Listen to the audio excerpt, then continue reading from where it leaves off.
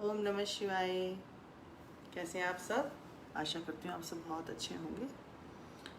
आज mother's day है। सबको मदर्स डे की बहुत बहुत शुभकामनाएं। तो आज माँ से ही आरंभ करते हैं। माँ का महत्व कम नहीं हो सकता। माँ जैसा संसार में कोई और हो नहीं सकता। माँ तो सबको अपनी बहुत प्यारी है। माँ छोटे बच्चे की लोरी है, बच्चे की मुस्कान है, रोती बेटी का कंधा है, उसकी झोली है। बच्चों के जो माँ उनको पोषण के लिए या उनकी भूख तृप्त करने के लिए जो भोजन बनाती है, उस भोजन की मिठास है माँ। कल मेरा बेटा पूछता, मम्मी आप जब खाना बनाते हो और जो हमारे घर में सेवक है जब वो भोजन बनाता है, आपका बनाया हुआ भोजन हमें बहुत रुचता है, बहुत अच्छा लगता है। उसके बनाए हुए भोजन में वो बात नहीं है, क्या अंतर है? तो समझाया उसको कि बेटा वो एक काम कर रहा है, उसके लिए वो एक कार्य है, उसकी जीविका उपार्जन का माध्यम है वो। परंतु जब हम भोजन बनाते हैं तो इसके भीतर हमारे बच्चों का पोषण है, प्रेम है माँ का अपने बच्चों के प्रति। जो भोजन बनाते हुए वो सारा रस उसमें उड़ेल देती है। इसीलिए तो माँ के हाथ का बना हुआ भोजन आत्मा को तृप्त करता है, अंतस मन को तृप्त करता है और एक बहुत मीठी सी कि आनंद आ गया। तो आज के भाव को आरंभ करते हैं हम। कल हमने किया चक्रास ध्यान। चक्रास ध्यान को हमने समझने का प्रयास किया। ब्रह्मांड से हम सबको ऊर्जा प्राप्त होती है, हर जीव को ऊर्जा प्राप्त होती है। हर पशु पक्षी जो भी दिखता है दूर तक, स्थावर जंगम जलचर थलचर जड़ चेतन, जिसमें आपको लगता है इसके अंदर जीवन है और जो आपको लगता है कि ये जड़ वस्तु है, हर वस्तु की हम ये तो समझते हैं कि एक ऊर्जा तो है। अब देखिए, कभी कोई व्यक्ति मिलता है और वो व्यक्ति अपनी तरफ इतना आकर्षित करता है कि हम खींचे हुए से चले जाते हैं। एक बार की आपको बात बताती हूँ। एक समय था, मैं बाजार में कहीं गई और एक शॉप पर खड़ी होकर वहाँ से कुछ सामान लेने लगी।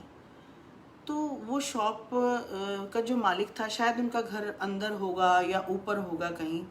तो वो लेडी बाहर से कहीं शॉपिंग करती हुई, खरीदारी करती हुई अपनी दुकान के भीतर आई। दुकान के बाहर मैं खड़ी थी सामान लेने के लिए। उसने मेरी तरफ देखा और मुस्कुराई और बोली, आपको ये दे दूं, आपको वो दे दूं। तो जो मुझे लेना था वो तो मैंने लिया। उसके बाद वो तरह तरह की मुझे वस्तुएं दिखाने लगी। तो मैंने उनको कहा कि मुझे जो आवश्यक था वो मैंने ले लिया, मुझे कुछ और नहीं चाहिए। तो वो बोली, एक मुझे आपसे एक बात करनी है। मैंने कहा कहिए। बोली कि आपको देखकर ना मन बहुत ऐसा लग रहा है, आप खींच रहे हो, मुझे खींचा चला जा रहा है मेरा मन आपकी तरफ, और मेरे मन कर रहा है कि मेरे आंसू बाहर आना चाहते हैं, वो निकलना चाहते हैं, पर मैं बार बार उनको रोकने का प्रयास कर रही हूँ। ऐसा लग रहा है आपसे न जाने मुझे कितनी बातें करनी है, मैं अपने भीतर का सब कुछ उड़ेल दूँ। उसके भीतर की ऐसी भावना। तो ऐसी भावना क्यों? क्योंकि कहीं ना कहीं एक बहुत बड़ी, अब मान लीजिए अभी आंधी आई थोड़ी देर पहले, आपने देखा उस आंधी के साथ सुगंध भी थी, मिट्टी भी थी और कुछ वर्षा की बूंदें भी थोड़ी देर में आ गई। तो वायु में इतना समर्थ है कि वो उसके समीपे में जो भी वस्तु आने वाली होती है वो उसको खींच सकता है। तो उसी तरह जब हम ध्यान करते हैं, साधना करते हैं, जब तप करते हैं, तो हमारे भीतर भी एक ऐसी ऊर्जा नियमित रूप से विस्तारित होने लगती है, बहने लगती है, जो अन्य वस्तुओं को खींचने लग पड़ती है, अपनी तरफ आकर्षित करने लगती है। और जब हमारी ये भीतर की ऊर्जा अव्यवस्थित होती है, ये व्यवस्थित नहीं होती है। देखिए, जब हम जब ध्यान करते हैं ना, तो हमारी ऊर्जा का विस्तार होता है, वो फैलती है। अब मानिए इसको थोड़ा सा हम एक, आप देखिए जब आप खुश होते हैं तो हम लोग फैलते से लगते हैं कि हम बढ़ रहे हैं, बह रहे हैं चारों तरफ। लगता है उससे भी बात करें, उससे भी बात करें, बड़ा अच्छा लगता है हमको। हम अपनी खुशी की चर्चा सबसे करें कि किस विषय पर खुश हैं, और कुछ किसी को बांटने का मन करता है, तो खुशी में हम बंटते हैं, खुशी में हम बढ़ते हैं, खुशी में हम विकसित होते हैं, फैलते हैं। परंतु जब हमारे भीतर दुख आता है, डर आता है, भय आता है, तो हम संकुचित होते हैं। दुख में हमारा संकुचन होना आरंभ हो जाता है। हम धीरे धीरे धीरे धीरे हमारी ऊर्जा जो फैल रही थी वो संकुचित होकर भीतर समाने लगती है, और कहीं ना कहीं जिन हम चक्रों की बात कर रहे हैं वो मुरझा जाते हैं, वो आहत होते हैं, उनका शमन होता है उनकी ऊर्जा का। अब ये देखिए, हमको नहीं समझ में आ सकता, हर व्यक्ति ध्यान नहीं कर रहा, हर व्यक्ति चक्रास मेडिटेशन नहीं कर रहा कि वो अपने चक्रों को व्यवस्थित करना नहीं समझ पा रहा, या आजकल इतना संसार में चारों ओर फैला हुआ है कि हमें पता भी नहीं किसको वास्तविक ज्ञान है और किसको झूठा ज्ञान, किसको सच्चा ज्ञान है, हमें पता नहीं चलता कि हम इसका कोई मापने का तरीका नहीं है ना, कि कैसे आंकलन किया जाए कि कोई व्यक्ति सही कह रहा है और कोई व्यक्ति झूठ। और यहीं पर आकर हमारी बुद्धि अटक जाती है, और जब हमारी बुद्धि अटकती है तो हमारा मन विचलित हो जाता है। मन मानता नहीं है, बुद्धि उसको कहती है भैया हो सकता है ये गलत हो, मन भी कहता है हाँ बिल्कुल हो सकता है, और हम उस क्रिया को नहीं करते हैं। और वास्तविकता में भी, असलियत में भी बात यही है, क्योंकि हमने जीवन भर अपने अनुभव से हमने सीखा, अपने अनुभव से समझा। एक तो परमात्मा की इतनी कृपा कि कभी कहीं से किसी से सीखने की परमात्मा ने कृपा नहीं की, जो दिया उसने स्वयं दिया, तो कहीं से सीखा नहीं। मैं हैरान थी जब मैं इस पद पर अग्रसर हुई, आगे बढ़ी, कि जिंदगी में एक सत्संग भी शायद मैंने कभी नहीं सुना कि मैंने अपने माता पिता के साथ या कहीं मैंने देखा लोगों के घर में परिवेश बहुत अच्छा है, लोगों के घर की व्यवस्था बहुत अच्छी है, इतना सुंदर उनके घर का समावेश है। मैं सोचकर हैरान रह जाती हूँ कि कितनी प्रभु की इनकी कृपा रही कि बचपन से ही ये उसी माहौल में रहे, उसी व्यवस्था में रहे, उसी आनंद में रहे। परंतु परमात्मा हो सकता है, अब ये समझ में आता है ना कि जीवन की किताब जहाँ पर पन्ने छूटे थे, अब जब तक किताब भर चुकी थी तो उसके बाद के ही पन्नों पर तो लिखा जाना आरंभ होगा। तो इस बात को मैं बहुत पक्की मजबूती से मानती हूँ कि प्रारब्ध का बहुत बड़ा रोल है, क्योंकि जीवन का एक अंतराल, जीवन की एक जीवनचर्या को निभाते निभाते, कर्तव्यों का वहन करते करते गृहस्थ जीवन में आने के पश्चात भगवान की ऐसी कृपा कि मुड़ गए हम उस तरफ, यू टर्न हो गया हमारा, भीतर की तरफ वापस चलने लगे हम। तो ये जो अनुभव है ये स्वयं का है, ये किसी का नहीं है बताया हुआ या किसी का दिया हुआ नहीं। इसी पर चलते चलते, गिरते पड़ते, समझा, ऊर्जा अव्यवस्थित हुई, ऊर्जा व्यवस्थित हुई, समझ में नहीं आता था क्या घट रहा है, क्या नहीं हो रहा, क्या चीज़ें आ रही हैं, क्या चीज़ें जा रही हैं, कैसे उनको बैलेंस करना है, कैसे व्यवस्थित करना है। परंतु धीरे धीरे परमात्मा की कृपा से ये जब अपना अनुभव हुआ तब इसकी शाश्वतता और इसकी सत्यता का ज्ञान हुआ कि हाँ, इसको इस तरीके से करना ही चाहिए। जिस मार्ग से हम होकर गुजरे उस मार्ग पर पथ बन गया। देखिए, कोई भी व्यक्ति एक महात्मा है।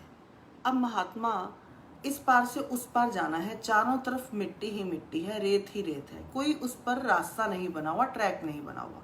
अब एक व्यक्ति उससे गुजरता है, वो महात्मा वहां से गुजरता है, पाँव के निशान बनते चले जाते हैं और वो उस पार पहुंच जाता है।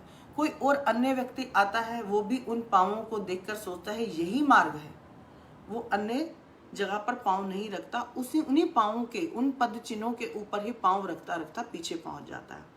फिर कोई तीसरा आता है, वो भी इसी तरह से चलता है। तो इसी प्रकार उस मैदान के भीतर एक मार्ग बन जाता है, क्योंकि जो बना बनाया मार्ग है, जिस पर कोई चला है, वो तो बिल्कुल सीधा जाएगा ही जाएगा। हालांकि भगवान कहते हैं, ईश्वर ये कहते हैं कि आपका स्वयं का अभ्यास होना चाहिए, अभ्यास के द्वारा ही आप वहाँ पहुँच सकते हैं, अन्यथा नहीं पहुँच सकते। पद चिन्ह तो बने हुए हैं, अब आप आएंगे, उसके पीछे पीछे चलेंगे या उन पर पाँव रख कर चलेंगे, तभी तो आप पहुँच पाएंगे, अन्यथा नहीं पहुँच सकते। तो मैं एक व्यक्ति से मिली कुछ दिन पहले।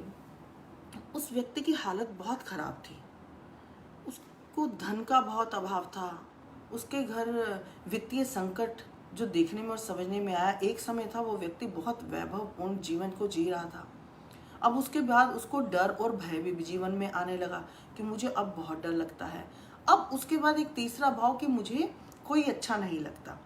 उसको संसार में उस चारों तरफ देखता, मुझे कहता मुझे कोई भी अच्छा नहीं लगता, उसे घृणा होती है लोगों को देखकर। ऐसा क्यों? और घृणा होने के बाद फिर वो उनके लिए अपशब्दों का भी प्रयोग कर रहा है, गलत भाषा का प्रयोग कर रहा है। इतना मैल भीतर उसके भर गया है। क्या कारण है कि एक व्यक्ति एक बार एक अच्छे जीवन को जीने वाला आज जीवन सत्ता हाथ से जाने लगी है। देखिए, परमात्मा तो कहता है सब कुछ उसके हाथ में है, परंतु परमात्मा ये भी कहता है कि मैंने तुझे बुद्धि दे रखी है, विवेक दे रखा है, अब तू सुबुद्धि का प्रयोग कर या कुबुद्धि का प्रयोग कर, ये तुझ पर निर्भर है, क्योंकि स्वतंत्रता है तेरे पास। अब तू अपनी स्वतंत्रता का प्रयोग कैसे करेगा, ये तो हमें ही करना होगा कि हम कैसे करेंगे। अब भगवान कहते हैं पथ मैंने बताया, मार्ग मैंने बताया, चलना तो आपको पड़ेगा ना, हम चलना नहीं चाहते। तो जीवन में जब कभी उथल पुथल होती है तो किन कारणों से होती है, हम उन कारणों को कुरेदने की कोशिश नहीं करते, और उसका जो इफेक्ट आता है, जो प्रभाव आता है, वो हमारे तीनों शरीरों पर आता है। हमने बताया ना, आध्यात्मिक, भौतिक और शारीरिक तीनों अवस्थाओं में हर स्थिति का जब इफेक्ट आता है तो उसी प्रकार हमारे भीतर के चक्र भी कहीं ना कहीं मुरझाने लगते हैं। या हो सकता है ऐसा हम कहें, हमारे भीतर के चक्र मुरझाने लगते हैं और वो ऊर्जा जो हमारे भीतर थी, जो संपदा को, जो वैभव को, जो सुखों को, जो संबंधों को, जो अच्छे शब्दों को, प्रभावशाली वाणी को, हमारा जो धन था, वो क्यों घटने लग पड़ा। हमने इसको सोचा नहीं, कभी भी जानने की प्रयास नहीं किया, कोशिश नहीं की कि अच्छा भला जीवन चलते चलते आखिर ऐसा क्या हो गया कि हम कल तक बहुत अच्छी भाषा बोलते थे, आज हम गलत शब्दों का प्रयोग करते हैं। तो कहीं ना कहीं उसमें हमारी भीतरी शक्ति का भी है कि हमने अपनी शक्ति का संचय नहीं किया, उसको संभाल कर नहीं रखा। अब शक्ति जो है हमारी अव्यवस्थित होने लगी है, वो बिगड़ गई है। बच्चे को यदि आप संभालेंगे नहीं, आप ध्यान नहीं देंगे, तो वो बिगड़ भी सकता है। और यदि बिगड़े हुए बच्चे को हमें समझ में आ जाए कि गलत दिशा में जा रहा है, हम संभालने का प्रयास करें, तो वो संभल भी सकता है। इसको भी हम चक्रों की ही बात कर रहे हैं, तो हम चक्रों से ही समझने का प्रयास करेंगे। अभी हमने बात की, कल 7 तरह के चक्र हैं हमारी बॉडी में, जो हमारे शरीर को बांध कर रखे हुए हैं, स्थूल शरीर को भी, सूक्ष्म शरीर को भी। इन चक्रों का प्रभाव हमारा तीनों स्तर पर आता है। अब तीनों स्तर पर आता है, हमने इसका रंग भी समझा कि इनका रंग क्या है। मूलाधार रिपीट करते हैं, मूलाधार चक्र पहला, इसका रंग है लाल। उसके बाद स्वाधिष्ठान चक्र है, इसका रंग है नारंगी। उसके बाद मणिपुर चक्र है, इसका रंग है बिल्कुल डार्क येलो, अग्नि की भांति। उसके बाद अनाहत चक्र है, जिसका रंग है हरा। उसके बाद बात करते हैं 5वें चक्र की, विशुद्ध चक्र, जिसका रंग है बिल्कुल नीला, कंठ में है हमारे। उसके बाद हमारा 6वां चक्र है आज्ञा चक्र।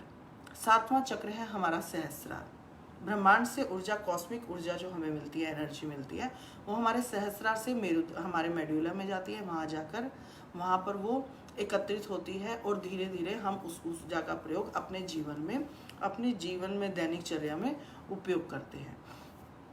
अब देखिए, जो हमारा धन है, जो हमारी ऊर्जा है, अगर हमने इसका ध्यान रखा, संयम से अपने संचित धन का उपयोग किया, या हमें पता चल गया किसी कारण से ये घट रहा है, अगर हमें वो समझ में आ जाए, तो हो सकता है हम अपनी जीवनी शक्ति को, इस ऊर्जा को संभाल पाएं और व्यवस्थित कर पाएं। जब चीज़ें बिगड़ने लगती हैं, जब परिस्थितियां खराब होने लगती हैं, तो हम उनकी तरफ जब ध्यान देने लगते हैं वापस, तो स्थिति वापस से संभलने भी लगती है और परिस्थितियां सुधरने भी लगती हैं। तो इस प्रकार से अब हम ये समझें कि हमने जो चक्रों की बात की कि हमारी बॉडी में 7 चक्र हैं, 7 चक्रास हैं। 7 चक्रास के कलर भी हमने जान लिए, पंखुड़ियाँ भी हमें पता है। मगर इतनी बात ना करके, मुझे लगता है इतने विज्ञान में ना जाकर के खोदने की हम कोशिश करें, तो शायद हम समझ ना पाएँ और हम भटक जाएंगे। तो हम इसको ये समझें कि हमारी ऊर्जा व्यवस्थित कैसे हो सकती है, ये किन कारणों से खराब हो रही है, किन कारणों से व्यर्थ जा रही है, किन कारणों से ये अव्यवस्थित हो रही है, इसको हम व्यवस्थित करने का प्रयास करें। तो सबसे पहले हमारी जो चक्र है वो मूलाधार है। मूलाधार की ऊर्जा, देखिए, हमारे भीतर बहुत सेक्स की अर्ज होती है, जब काम उत्तेजना हमारी बढ़ती है और बार बार हमारा ध्यान उसी ओर जाता है, तो हमारा मूलाधार चक्र बहुत बुरी तरह अव्यवस्थित हो जाता है। या हमारा धन का बहुत अभाव हो रहा है, उस परिस्थिति में भी हमारा मूलाधार अव्यवस्थित है। यदि हमारा धन संभला रहे, हमें वित्तीय संकट आ रहा है, धन का अभाव हो रहा है, आपको पैसे की लग रहा है कि इस समय मेरे पास पैसा नहीं है जितना होना चाहिए, आपको उसकी किल्लत महसूस होती है, तो इसका मतलब आपका मूलाधार चक्र अव्यवस्थित है। अब इसकी ऊर्जा खराब हो रही है, आप गलत संबंधों की तरफ आपका ध्यान जा रहा है, आपके भीतर बहुत कामोत्तेजना और बहुत अर्ज है उसके लिए, तो आपकी ऊर्जा खराब हो रही है। और ठीक कैसे होगी? देखिए, जब खराब होने का हमें कारण समझ में आता है तो उसके विपरीत ही रात का उल्टा तो दिन का उल्टा रात है, ठंडा का गर्म है, गर्म का ठंडा है ना, दुख का सुख है, सुख का दुख है, ये हमें समझ में आता है। तो अब हमें जब ये पता चल रहा है कि हमारी ऊर्जा इस कारण से खराब हो रही है, तो हमें ये भी समझना चाहिए कि इसी कारण में ही निवारण छुपा हुआ है, हमें उसको वहां से निकालना है। अब हमें संयम में रहकर अपनी इस अर्ज को पूरा करना है, बहुत ज़्यादा इसमें उतरना नहीं है, क्योंकि देखिए ऊर्जा, हमारी जो ऊर्जा की जो जड़ है वो मूलाधार में ही है, एक ऊपर है और एक हिस्सा नीचे है। नीचे जाकर जड़ में देखिए समर्थ होता है, शक्ति होती है पेड़ को बांध कर रखने में। अगर जड़ मजबूत नहीं है तो ऊपर से पेड़ गिर सकता है, उसी प्रकार ये जड़ है। अगर यहाँ पर ऊर्जा रहेगी, पॉजिटिव ऊर्जा रहेगी आपके पास और ऊर्जा का भंडारण रहेगा, तो आपके देह में रोग भी नहीं होंगे, आपको धन का अभाव भी नहीं होगा। मैंने एक बार, एक व्यक्ति थे, उनको पैसे की बहुत फाइनेंशियल उनकी प्रॉब्लम थी, और कुछ दिन उनका मूलाधार तत्व को ही बैलेंस करने की कोशिश की, चक्र बैलेंस करने की। उसके बाद उनकी जो वित्तीय संकट था, जो पैसे की प्रॉब्लम थी, वो उनकी काफ़ी सॉल्व हो गई थी। चक्रास में बहुत ज़्यादा पावर है हमारी समस्याओं से हमें निजात पाने में भी, परंतु हम बहुत ज़्यादा ही उलझ जाते हैं। हम मतलब छोड़िए, उस बात को बाद में करते हैं। तो अभी हम ये समझते हैं कि मूलाधार चक्र की हमें उस ऊर्जा को कैसे बांध कर रखना है। जब हमारे भीतर सेक्स की अर्ज होती है तो वही ऊर्जा नीचे की तरफ अधोगति को जाती है, उसका नाश होता है ऊर्जा का। और वही ऊर्जा जब ऊर्ध्व गति को जाती है तो वो ऊर्जा ऊपर की तरफ उठती है, पावर के साथ उठती है, वो संभलती है। तो कई व्यक्तियों को इसमें बहुत संयम से चलना चाहिए। और जब हम आगे चलेंगे, और जो कोई बहुत इच्छुक भी होगा, कभी हमारे संपर्क में आया, वाकई ही वो बहुत ज़्यादा अभ्यास करने वाला हो, तो हम उनको बताएंगे कि ये ऊर्जा आप ऊपर कैसे लेकर जाते हैं। यही ऊर्जा नीचे लेकर जाती है संसार की तरफ, यही ऊर्जा भगवान की तरफ लेकर जाती है, परमात्मा की तरफ लेकर जाती है। अब आपने ये समझा कि मूलाधार की ऊर्जा हमारी कहाँ से खराब होती है। अब आप अपने गृहस्थ जीवन को इतना मत खराब कर लेना कि मुझे तो अपनी ऊर्जा संभालनी है। सारी भगवान ने सृष्टि ही मैथुन सृष्टि की रचना की है, तो ये गलत नहीं है, परंतु एक संयम में रहकर। हर चीज़ की अति बुरी होती है, परंतु एक सीमा में सीमित काम किया जाए तो वो अच्छा लगता है। अब आगे चलते हैं। दूसरा चक्र है हमारा स्वाधिष्ठान। स्वाधिष्ठान जो चक्र है हमारा, उसमें हमारी इच्छा बहुत वस्तुओं का संग्रह करने में, ये इकट्ठा कर लूँ, वो इकट्ठा कर लूँ। आपको बाजार में कुछ भी दिख रहा है, आपकी जेब में पैसे हैं, आप सोचते हैं चलो उसको खरीद कर ले आऊँ, और आप उसको खरीद कर ले आते हैं। व्यर्थ में संग्रह कर रहे हैं, अभी आवश्यकता नहीं है। वो व्यर्थ का संग्रह जब आप करने लगते हैं, चाहे वो विचारों का ही क्यों ना हो, केवल वस्तुओं की बात नहीं करेंगे, वो विचारों का भी हो सकता है। बहुत सारे, अब आपको किसी ने कभी किसी जमाने में कुछ कहा हो, आपके अंदर वो घर किया हुआ है, भैया मैं तो छोड़ने वाला ही नहीं हूँ, विचार का आपने संग्रह कर रखा है। आपके भीतर बहुत सारे विचार हैं। आप देखिए, जब आप ध्यान करने बैठते हैं तो कितने विचार आते और जाते हैं, कितनी वस्तुएं आती और जाती हैं। तो इस प्रकार से आप वस्तुओं का उतना संग्रह करें जितनी आवश्यकता हो। अगर हम बात करें ना किसी भी भक्त की, किसी भी मुक्त जन की, किसी ऋषि की, किसी महापुरुष की, तो उनके जीवन में आप देखिए, आपको समझ में आएगा कि उनके जीवन में हर वस्तु का संतुलन है, हर व्यवहार का संतुलन है उनके जीवन में। और यही कारण है कि उनकी ऊर्जा दिन प्रतिदिन बढ़ती है और उनका आभा मंडल इतना विस्तारित हो जाता है कि कोई सामान्य मनुष्य भी जब उनके सम्मुख जाकर उनके सानिध्य में बैठता है तो उसको सुकून की प्राप्ति होती है, विश्राम महसूस होता है। उथला पुथला चित्त हो ना, बहुत अव्यवस्थित, बहुत परेशान, बहुत उलझा हुआ, जब वो भी उनके निकट जाकर बैठता है ना, ऐसे मुक्त जन, ऐसे साधु जन के पास, तो उसको स्वतः ही विश्राम की अनुभूति होती है कि बहुत बहुत परेशान था, अब जाके मुझे कुछ देर सुकून और शांति मिली है। तो इस प्रकार से बहुत वस्तुओं का संग्रह करने की आदत मत डालिए। वस्तुओं का संग्रह करते करते आप घर में भी कबाड़ा भर लेते हैं और एक दिन आप देखते हैं कितने दिन तक ये वस्तुएं प्रयोग नहीं होती, अब उनको उठाकर हम या किसी को देते हैं या बाहर फेंकते हैं। अब इसमें देखिए, नीचे वाले चक्र से भी हमारा रिलेशन है। हमने वस्तुओं का संग्रह किया, हमने धन व्यर्थ में खर्च किया, तो यहां पर देखिए दोनों चक्रों का बैलेंस आउट हो रहा है। एक दूसरे पर निर्भर करती है हर चीज। मूलाधार से 2 कदम आगे बढ़ता है स्वाधिष्ठान, और स्वाधिष्ठान से 4 कदम छलांग मारकर आगे बढ़ता है मणिपुर।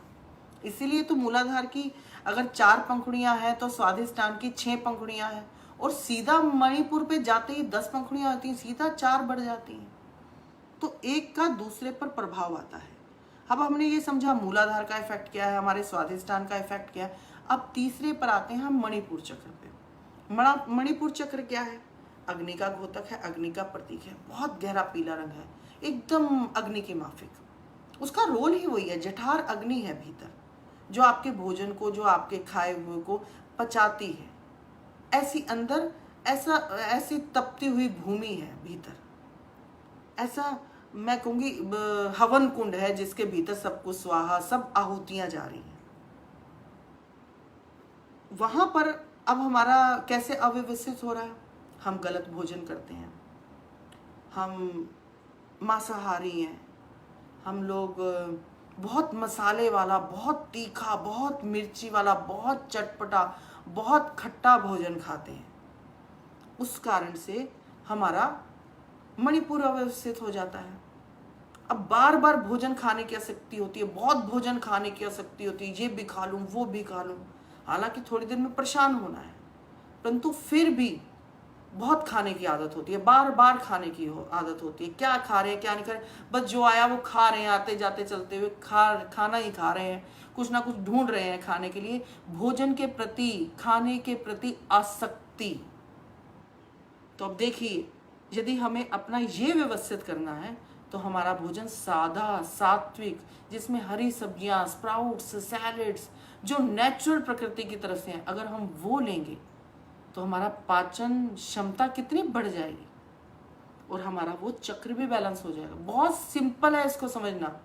ना लगाएं ध्यान चक्रों पर, नहीं हो पाता भैया, नहीं आता समझ में किसी को, क्योंकि ये बहुत अभ्यास के बाद जाकर समझ में आता है और बहुत मेहनत करनी पड़ती है। परंतु हर व्यक्ति के जीवन में संभव नहीं है कि वो इतनी मेहनत करे। अभी तो चलो लॉकडाउन है, आप बड़े धैर्य से मुझे भी सुन लेते हैं, बड़ी महानता है आपकी। परंतु जब भागती दौड़ती जिंदगी में 20 मिनट भी किसी के लिए निकालना बहुत डिफिकल्ट हो जाता है, और वास्तविकता में वो व्यक्ति कहता है थोड़ी देर के लिए मुझे सुकून मिल जाए, बस मेंटल रेस्ट मिल जाए, मुझे मेरे दिमाग को थोड़ी देर शांति मिल जाए, वो इतने में ही तृप्त हो जाता है। वाकई में ही ऐसा है। देखिए, जो बहुत उत्सुक है परमात्मा को पाने के लिए, उस तत्व को जानने के लिए, स्वरूप को जानने के लिए, आत्म साक्षात्कार के लिए, उसे बहुत मेहनत करनी पड़ती है। उसे सब कुछ छोड़कर बस उसी में लग जाना पड़ता है, क्योंकि अब उसका लक्ष्य केवल परमात्मा है।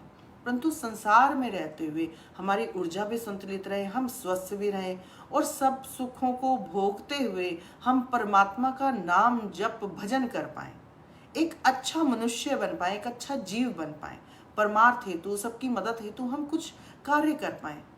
तो इस प्रकार से सिंपल से इसको समझना है कैसे व्यवस्थित होता है। अगर हमें ये समझ में आ गया तो हम वो कारण ही नहीं करेंगे जिससे अव्यवस्थित होता है, और जीवन में बहुत अंतर आएगा। आपकी देह में आपको बहुत अच्छा महसूस होगा कि पहले मैं इतनी थकी हुई, इतनी बोझिल सी, प्रमादी सी, आलसी सी, मतलब हर समय देखते थे कौन मेरी मदद करे, या भिन्न भिन्न प्रकार के, आप समझ सकते हो जो मैं समझाना चाहती हूँ।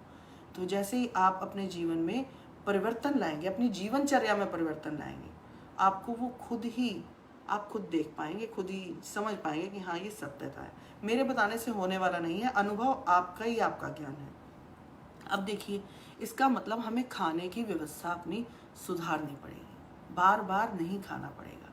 देखिए, 1 बार खाए योगी, 2 बार खाए भोगी, और 3 बार खाए रोगी। थोड़ा थोड़ा करके 3-4 बार खाते हैं। तो हम क्या बनना चाहते हैं, ये हम पर निर्भर करता है। अब उसके बाद हम आते हैं, हमने मणिपुर की बात करी, हमने मूलाधार की बात की, हमने स्वाधिष्ठान की बात की, हमने मणिपुर की बात की। अब आगे चलते हैं अनाहत चक्र। अनाहत चक्र से जो नीचे के चक्र हैं ये संसार के लिए है वैसे तो, परंतु फिर मैं ये बीच में भटक जाती हूँ, चली जाती हूँ इधर उधर, फिर आपको कहती हूँ आप मत समझिए। तो अनाहत चक्र बहुत विशेष चक्र है, बहुत ज़्यादा विशेष। अगर नीचे के चक्र हमारे व्यवस्थित हो जाते हैं तो ये अनाहत चक्र के भीतर इतना सुंदर कमल का पुष्प खिलता है कि भीतर हमारे प्रेम ही प्रेम उमड़ जाता है। अब सबसे पहले हम ये समझते हैं कि हमारे अनाहत चक्र की व्यवस्था कैसे बिगड़ती है, वो डिसबैलेंस कैसे होता है। पहिया चक्का ऐसे घूम रहा है, देखिए घड़ी में 1 2 3 4 5 6 7 8 9 10 11 12, फिर 1 आता है, उल्टा नहीं घूमता। एनर्जी हमेशा ही अपनी राइट डायरेक्शन से घूमती है। तो अनाहत चक्र जो है हमारा, वो अव्यवस्थित तब होता है जब हम बहुत दुखी होते हैं। हर वस्तु से हमें शिकायत है, हर व्यक्ति से हमें शिकायत है, हमारे भीतर किसी के प्रति बैर है।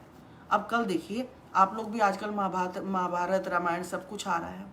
द्रौपदी के साथ जो भी हुआ, भगवान ने क्या कहा द्रौपदी को, द्रौपदी तुझे ये वैर भूलना पड़ेगा, ये बैर को मन से निकाल दे, ये तुझे नरकगामी बना देगा, तुझे नरकों में जाना पड़ेगा। इसका मतलब वैर इतना खतरनाक है जो हमें नरक तक पहुंचा सकता है। तो वैर को, ईर्ष्या को, द्वेष को, लोभ को, मोह को, सुख को, दुख को हमें सबको निकालना है मन से। कोई अच्छा काम करते हुए हमने बहुत ये नहीं समझना हमने तो बहुत अच्छा काम किया है, हम तो पुण्य अर्जन कर रहे हैं, और कोई काम हमसे गलत हो गया तो अब हम बहुत दुखी हैं, अब हम रो रहे हैं। तो हमें बिल्कुल भी ऐसा नहीं करना, ना हमें सुखी होना है, ना हमें दुखी होना है, ना हमें किसी से ईर्ष्या करनी है, ना हमें किसी से द्वेष करना है, ना हमें किसी से घृणा होनी चाहिए कि किसी चीज़ को देखकर हमारे भीतर घृणा का भाव आ जाए, वो नहीं आना चाहिए। तो इसका मतलब वहाँ हमारा अनाहत चक्र दूषित होता है, डिसबैलेंस होता है, अव्यवस्थित होता है। जब हमारे भीतर, अब इसका विपरीत समझ लेते हैं, क्योंकि दिन का विपरीत क्या है, रात, ठंडा का विपरीत क्या है, गर्म। तो अब हम यहाँ समझें कि यदि ईर्ष्या और द्वेष से हमारा ये चक्र डिसबैलेंस होता है तो इसकी व्यवस्था तो हमें समझ में आ रही है कि हमारे हृदय में किसी की मदद करने का भाव, हमारे भीतर प्रेम, क्षमा, दया, करुणा, उदारता का जब भाव होगा तो हमारा ये चक्र व्यवस्थित होगा। और आपका हृदय ही तो भगवान का आसन है, वहां पर आकर भगवान विराजमान होते हैं। जैसे जैसे आपके हृदय चक्र की शुद्धि होती है, आपकी ऊर्जा ऊर्ध्व गति की तरफ आगे की ओर बढ़ती है, बहुत विस्तार से। जब हमारा हृदय चक्र बैलेंस होता है तो ऊर्जा बहुत ज़्यादा बढ़ती है, बहुत ज़्यादा विस्तृत होती है, बहुत ज़्यादा विस्तार होता है, और आप संसार को बांटने लगते हैं वही प्रेम जो आपके पास है, क्योंकि आप बांटते वही हैं जो आपके पास है। अब हम बात करते हैं, हमने बात की अनाहत चक्र की, हृदय चक्र की, हृदय अर्थात प्रेम। उसके बाद बात करते हैं विशुद्धि चक्र। विशुद्धि चक्र कहाँ है, हमारे कंठ में। और कंठ में इसका रंग है बिल्कुल नीला। हमने कल बात की, भगवान शंकर ने हलाहल पान किया, समुद्र मंथन के समय हलाहल पान किया, और भगवान ने वो अपने मुख से अपने कंठ में धारण कर लिया। ना उन्होंने भीतर जाने दिया और ना उन्होंने बाहर उगला। बाहर उगलेंगे तो संसार को कष्ट होगा, और भीतर यदि चला गया तो हृदय में तो भगवान का वास है, मेरे भगवान को कष्ट होगा। तो यहाँ से एक बात समझिए, बिल्कुल क्लियर है, जब हम कोई भी शब्द का प्रयोग करते हैं, कोई भी अपनी वाणी से किसी के प्रति भी कुछ भी विचार व्यक्त करते हैं, बोलते हैं, वो विचार कैसे हैं, क्या वो उस जहर की बातें हैं, उस हलाहल की बातें हैं। हम अपशब्द का, अभद्रता का प्रयोग करते हैं, हमारे विचार गंदे हैं, किसी के प्रति दूषित, हमारी लैंग्वेज गंदी है, हम बुरा बोलते हैं। अरे कबीर जी भी तो कहते हैं, ऐसी बाणी बोलिए मन का आपा खोई। हमको भी शीतल करे भैया, औरों को भी शीतल किए।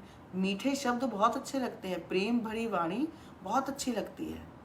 किसी को हिम्मत भरी कुछ शब्द, कोई बेचारा बहुत आहत हो, बहुत डरा हुआ हो, बहुत सहमा हो और बहुत दुख से गुजर रहा हो, आप सहानुभूति के 2 शब्द बोलते हैं और उस व्यक्ति को हिम्मत मिल जाती है। आपने किया कुछ नहीं, केवल 2 शब्द आपके, और उसको सहानुभूति भरे जब आप देते हैं, वो व्यक्ति का चित्त संभल जाता है, तो ये आपने काम कितना अच्छा किया। इसका मतलब हृदय, हमारा जो विशुद्धि चक्र है वो शुद्ध हो रहा है। और जैसे किसी को हम अपशब्द बोलते हैं, अभद्र वाणी का प्रयोग करते हैं, कर्कश बोलते हैं, रूखा बोलते हैं, बहुत चिल्ला चिल्ला कर बोलते हैं, हर समय कुछ भी बोलते रहते हैं, अर्गल वर्गल कुछ भी बोलते रहते हैं, तो हमारी वाणी, और बहुत ज़्यादा आप जो बोलते हैं, बहुत ज़्यादा जो बोलते हैं, तो आप इसका मतलब अपने विशुद्ध चक्र का दुरुपयोग कर रहे हैं। अब बार बार समझिए, देखिए बिल्कुल स्पष्ट है, जहाँ कारण है वही निवारण है।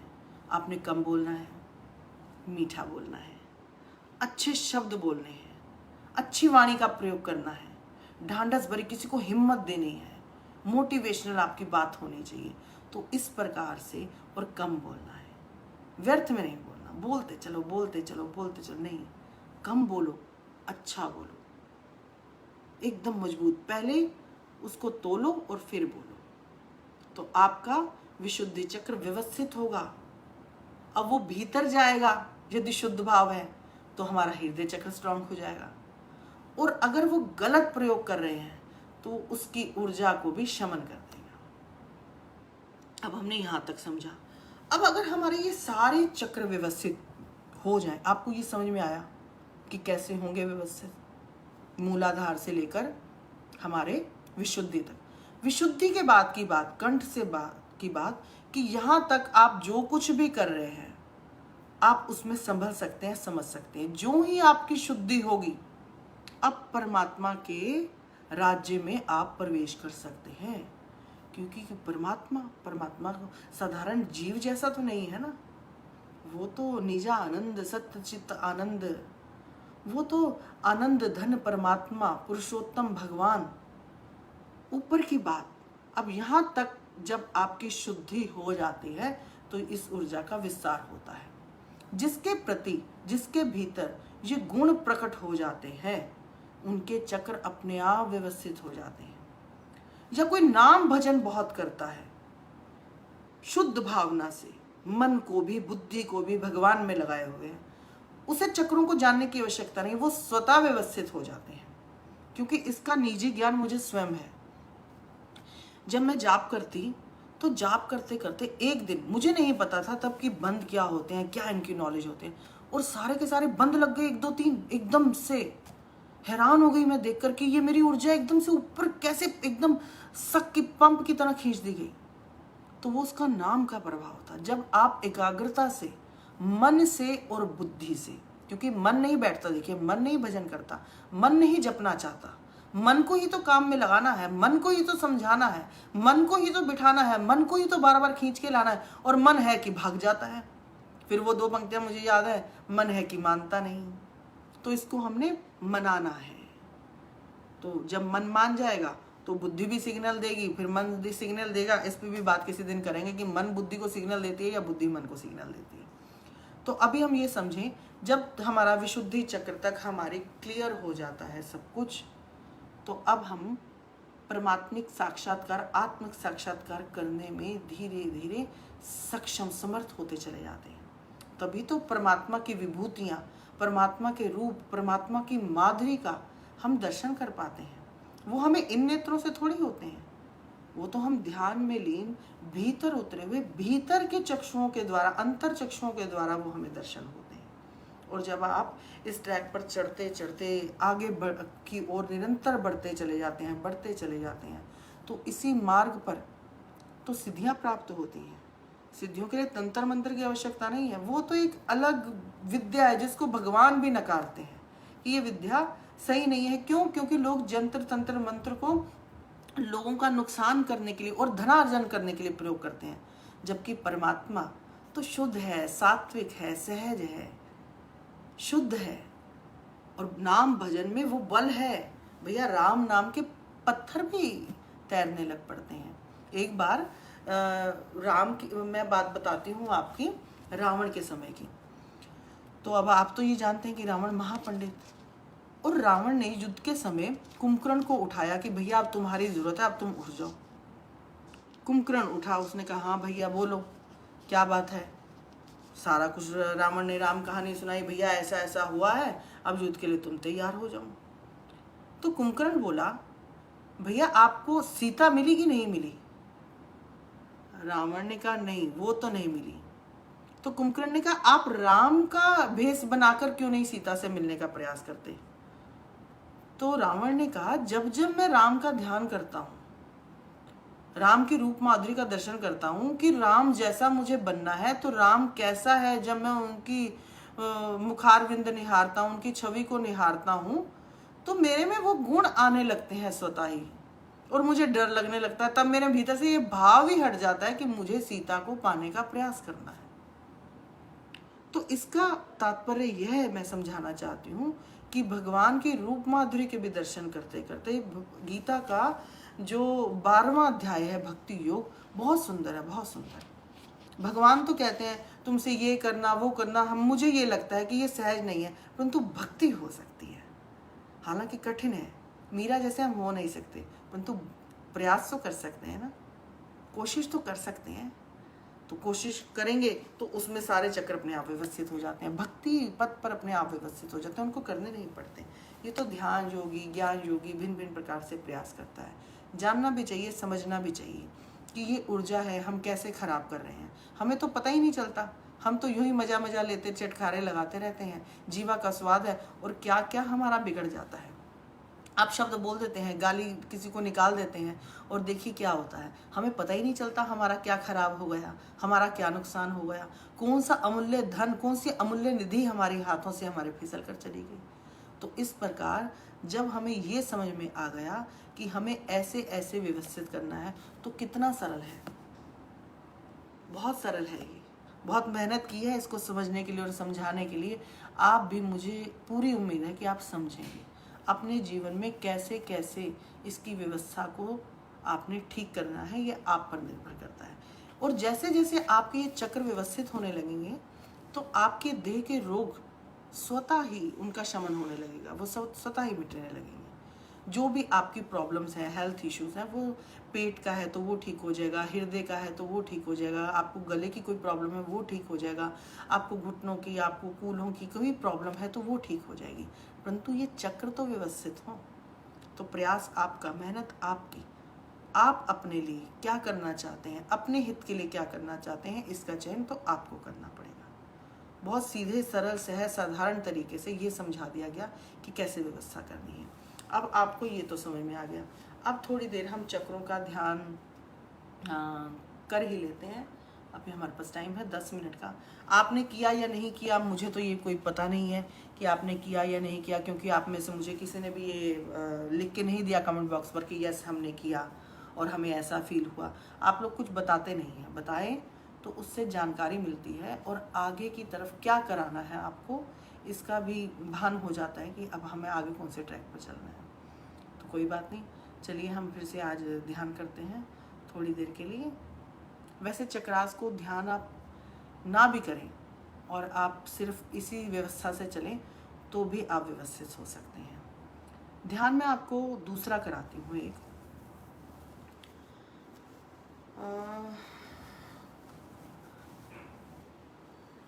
कि हम अपने हृदय को मजबूत कैसे बना पाए। करने के इच्छुक हैं आप लोग तो थंब का निशान फटाफट भेजो, सब जो भी देख रहे हो कि करना चाहते हो अगला ध्यान। तो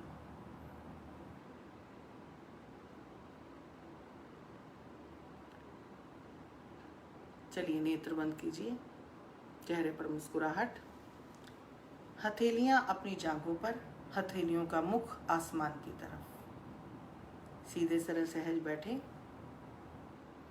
गहरी सांस लें,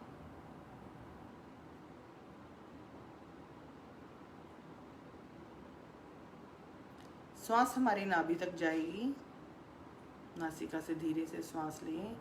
आपको श्वास की आवाज़ भी नहीं आनी चाहिए, आपके कानों तक उसकी आवाज़ ना पहुँचे, बिल्कुल सरल सहज सात्विक आपने श्वास लेनी है।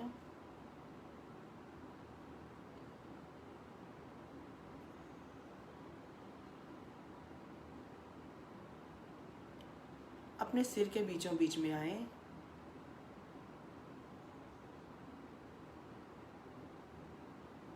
दिव्य प्रकाश की अनुभूति, आज्ञा चक्र पर आए, बाहों के बीच में जहाँ आप तिलक लगाते हैं, और गहरी सांस लेके 3 बार ओम का उच्चारण सांस लेंगे।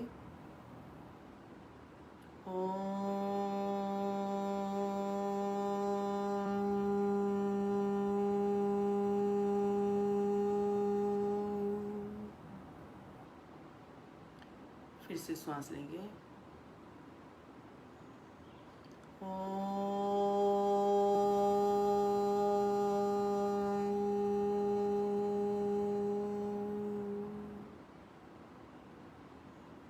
फिर से सांस लेके ओम का उच्चारण।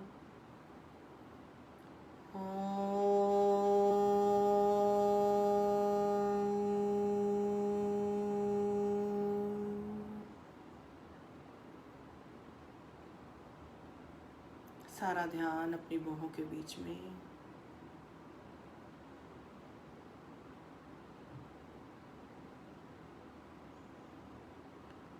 बाहों से ऊपर जाएं वापस सहस्त्रार की तरफ। सहस्त्रार से कानों के पीछे से होते हुए नीचे आएंगे। धीरे धीरे कानों के पीछे, कंधों के बीचों बीच रीढ़ की हड्डी के सहारे होते हुए नीचे चलेंगे। कंधों के बीच में आए, कंधों के बीच से रीढ़ की हड्डी से धीरे धीरे माध्यम से नीचे उतरते चले जाएं और अपने मेरुदंड तक पहुँचें।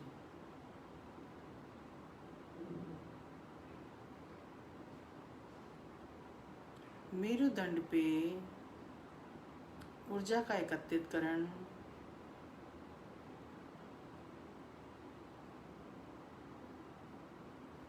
मेरुदंड से धीरे धीरे ऊर्जा ऊपर की तरफ। मूलाधार पे आप इस समय हैं। स्वादिष्टान, मणिपुर, अनाहत, हृदय चक्र, विशुद्धि चक्र।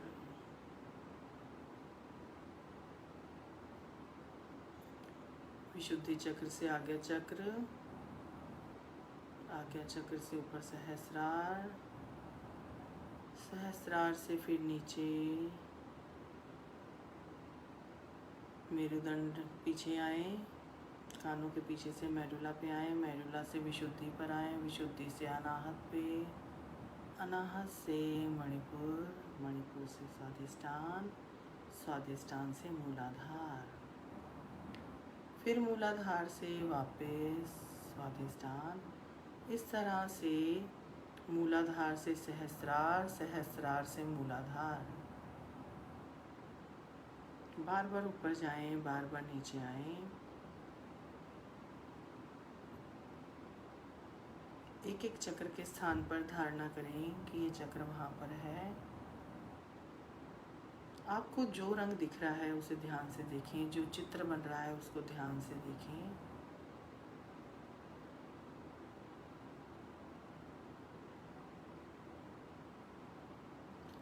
वास्तविकता में गहराई में भीतर स्वयं देखने का प्रयास करें।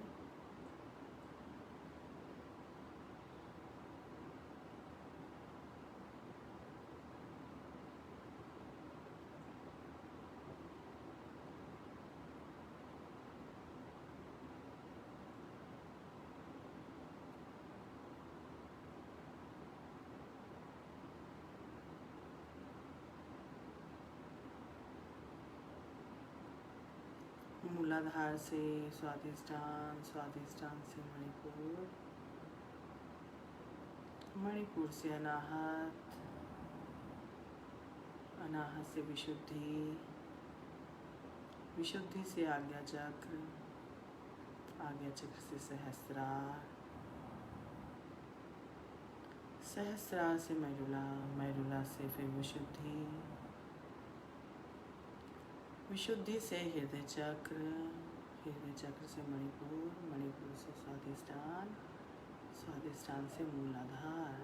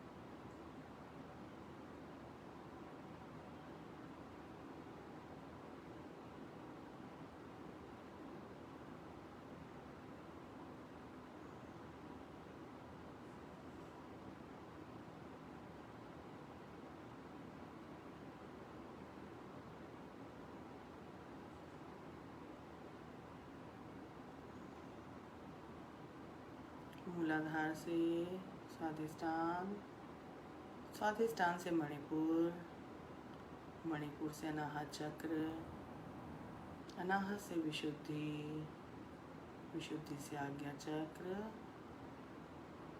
आज्ञा चक्र से सहस्रार, सहस्रार से मेडुला, मेडुला से विशुद्धि, विशुद्धि से हृदय चक्र, हृदय चक्र से मणिपुर, मणिपुर से स्वाधिष्ठान, स्वाधिष्ठान से मूलाधार।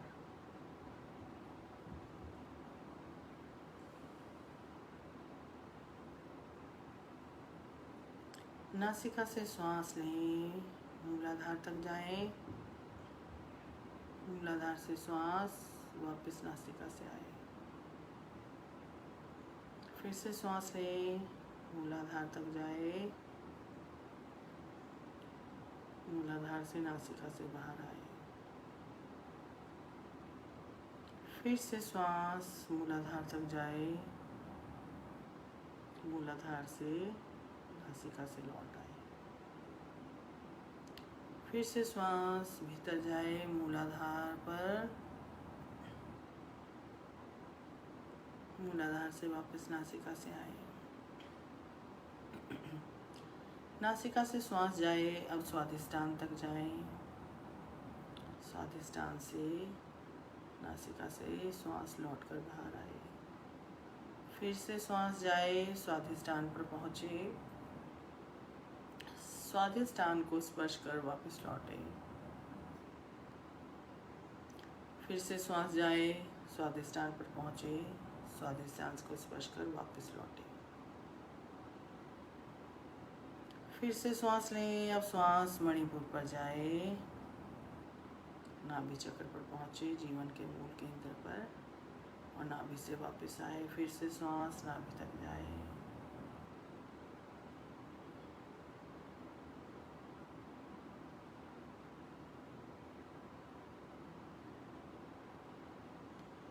श्वास जाए, हृदय चक्र पर आए, अनाहत चक्र पर स्पर्श करे, वापस लौटे,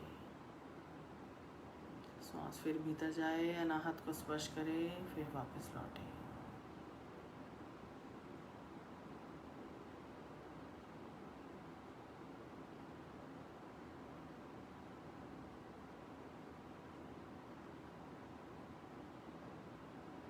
श्वास फिर नासिका पर आए, विशुद्धि को स्पर्श करे, लौट कर आए,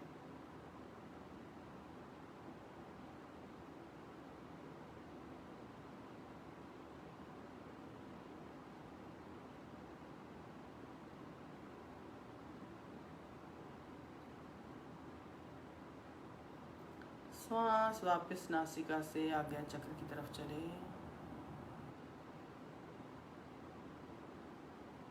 नासिका से लौटे, दोनों भुवों के बीच में जाए,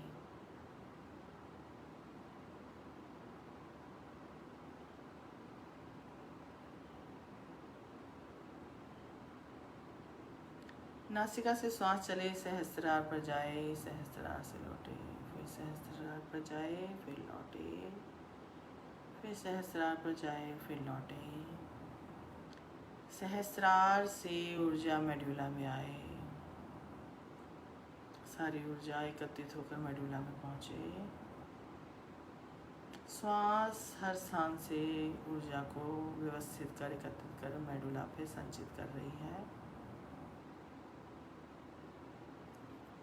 मेडुला से ऊर्जा उतरती है, आपके हृदय पर पहुंचती है, अपने हृदय पर ध्यान लेकर जाएं, आपका हृदय दिव्य प्रकाश से ओतप्रोत, हजारों सूर्य के प्रकाश से भी ज़्यादा प्रकाश आपके हृदय में, सारा ध्यान अपने हृदय पर लेकर जाएं,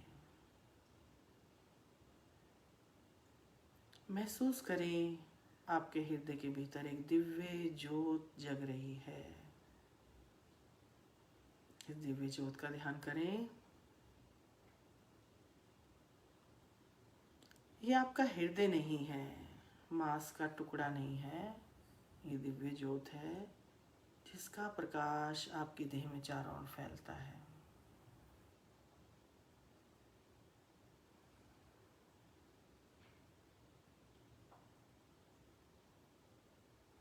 ध्यान से देखिए, कुछ भी नहीं दिख रहा, कोई विचार नहीं आ रहा, कोई ईर्ष्या नहीं, द्वेष नहीं, दूर दूर तक कहीं कोई संभावना नहीं है।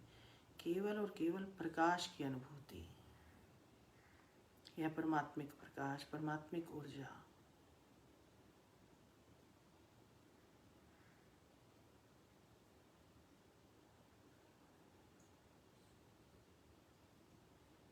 महसूस करें आप एक दिव्य ज्योति हैं।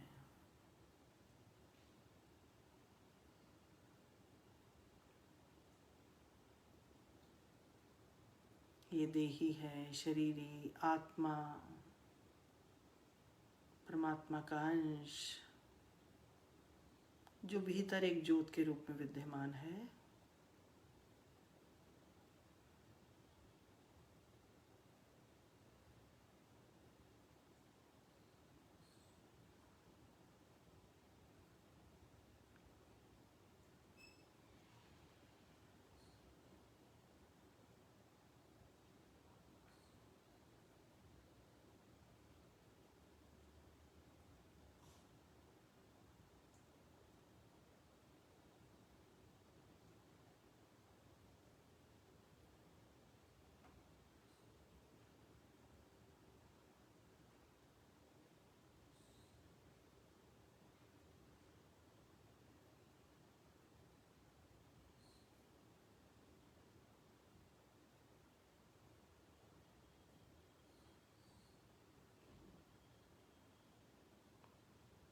देह के प्रति और वातावरण के प्रति सचेत होते हुए थोड़ा सा हिलें, हाथों को हिलाएं, उंगलियों को हिलाएं, पाँव की उंगलियों को हिलाएं और दोनों हाथ उठाकर परमात्मा का धन्यवाद करें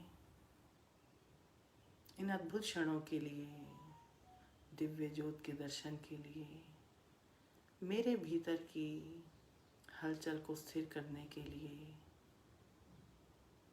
उठते भावों, विकारों और विचारों को शांत करने के लिए, दिव्य प्रकाश की अनुभूति, उसका दर्शन कराने के लिए ईश्वर का धन्यवाद। मैं ज्योति हूँ, देह नहीं हूँ। मैं आत्मा हूँ, देह नहीं हूँ। मैं शरीरी हूँ, शरीर नहीं हूँ। मैं देही हूँ, देह नहीं हूँ। मैं परमात्मा का अंश हूँ।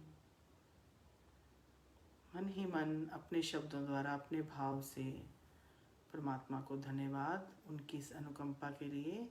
दोनों हाथों को घर्षण देंगे, अपनी आंखों पर रखेंगे, भीतर नेत्रों को खुलेंगे, ऊर्जा भीतर प्रवाहित हो जाए और धीरे से अपने सिर पर भी रखेंगे। ऊर्जा व्यवस्थित हो, ऊर्जा शांत हो और धीरे से नेत्रों को खोल देंगे। मन ही मन परमात्मा का धन्यवाद। और आप सबने ध्यान किया ही है, कैसा अनुभव है आप ज़रूर बताएं। और कल मिलते हैं एक नए भाव के साथ। आज के लिए यहीं विश्राम करते हैं। ध्यान कीजिए और फिर से सबको मदर्स डे की बहुत बहुत शुभकामनाएं। ओम नमः शिवाय। सब सुखी हो, सब निरोगी हो, सबका कल्याण हो, कोई दुखी ना हो।